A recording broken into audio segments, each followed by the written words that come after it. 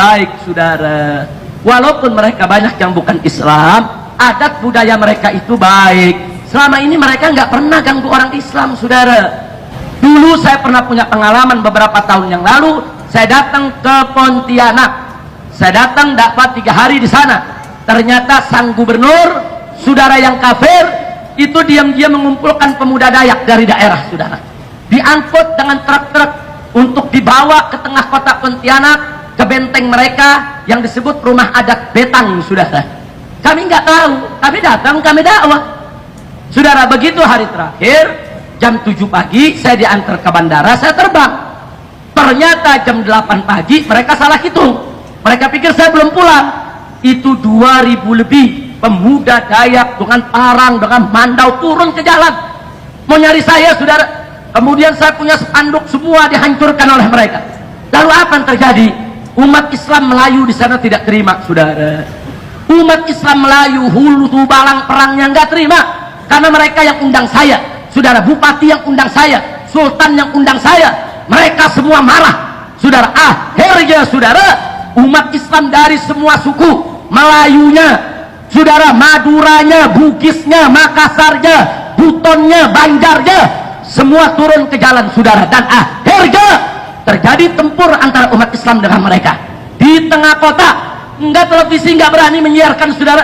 Saya dikontak, Habib, apa yang harus kita lakukan? Saya sudah mendarat di Jakarta. Saya katakan, Anda tidak boleh mundur. Begitu Anda mundur, Anda kalah, Anda akan dipotong, Anda punya kepala satu persatu. Apa lupa peristiwa Sampit? Apa lupa peristiwa Sambas? Bagaimana, saudara, 1000 orang Madura disembelih, kepalanya ditumpuk di jalan. Hari ini Anda tidak boleh kalah. Hei umat Islam. Akhirnya saya punya suara, saudara, dari handphone disambung ke mic dalam masjid, kemudian dikeraskan keluar, saudara. Saya minta umat Islam Pontianak, angkat senjatamu, lawan mereka. Umat Islam nggak boleh kalah. Ini manusia-manusia liar. Kalau kalian kalah, kalian akan disembelih. Akhirnya terjadi perang hari itu, saudara. Terjadi perang jam 3 sore, bertempur di tengah kota. 15 menit pertempuran, 3 orang Dayak mati di tengah jalan, saudara. Begitu mereka mati 3, saudara, biang mereka badan besar, tato semua, bubar yang lainnya, saudara. Sampai jam 10 terus umat Islam merangsek, benteng mereka kita rebut, saudara. Persis jam 10 mereka telepon saya, Panglima Laskar Melayu, Habib Rizik, ini benteng mereka sudah kita kuasai. Di sini ada anak-anak, di sini ada perempuan-perempuan. Apa yang harus kita lakukan ini? Kita mau bakar ini benteng mereka. Kita katakan, jangan. Perempuan jangan kau ganggu, anak-anak jangan kau ganggu. Kau amankan mereka, selamatkan mereka.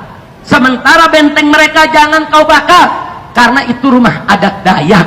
Nanti kalau kau bakar, nanti seluruh masyarakat Dayak tersinggung. Jangan. Ini kan yang jahat mereka, yang berbuat salah kan mereka. Jangan libatkan Dayak-Dayak yang lain, saudara. Nah, akhirnya mereka tidak bakar, saudara. Anak-anak mereka selamatkan dengan perempuan. Baru mereka menyerbu kantor gubernur, karena gubernur yang mengumpulkan bala tentara tersebut, saudara. Ini kejadian di Pontianak, saudara. Nah, setelah selesai, akhirnya Allah memberikan kemenangan kepada umat Islam, saudara.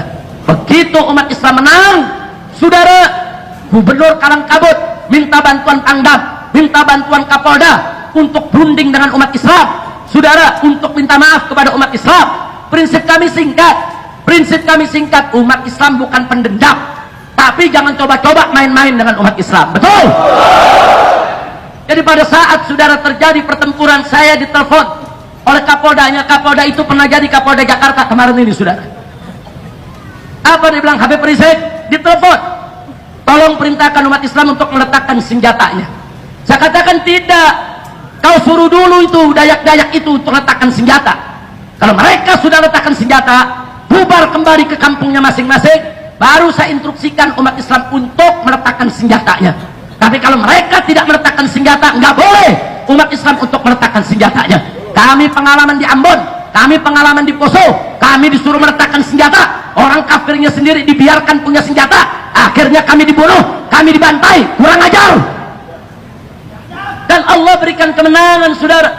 Semenjak saat itu mereka nggak berani ganggu umat Islam, saudara. 3 bulan kemudian saya diundang, YouTube buat tablik akbar di tengah-tengah lapangan Kodam di Pontianak, saudara. Kita siap perang, kita siap perang. Kalau mereka mau ganggu kita, saudara, kita nggak pernah ganggu orang. Makanya di sana umat Islam mengatakan, pendeta-pendeta kalian datang ke Pontianak, kami tidak ganggu. Pendeta-pendeta, pastor-pastor kalian datang ini ke seluruh Kalimantan Barat, kami nggak usir. Kenapa ulama kami kalian mau usir? Kenapa habib kami kalian mau usir? Kenapa guru kami kalian mau usir? Orang Dayak mengatakan, ini tanah kami, ini bumi kami. Orang Banjar juga mengatakan, kami juga asli Kalimantan. Melayu juga mengatakan, kami juga asli Kalimantan. Bukan kau saja yang pribumi di Kalimantan. Masya Allah, kira-kira jelas tidak? Semenjak saat itu, saudara, kondisi tenang. Tapi Anda perlu tahu, orang-orang Dayak itu orang baik, saudara. Walaupun mereka banyak yang bukan Islam, adat budaya mereka itu baik. Selama ini mereka nggak pernah ganggu orang Islam, saudara. Diri, saudara, penggorengannya dipisah, piringnya dipisah, saudara. Kemudian dia punya pancinya dipisah, saudara. Subhanallah, baik tidak? Baik tidak? Nah, lalu kenapa sekarang ini kok mereka menyerang kita? Ada provokator, saudara. Ada provokator yang mengadu domba antar umat beragama, mengadu domba antar suku.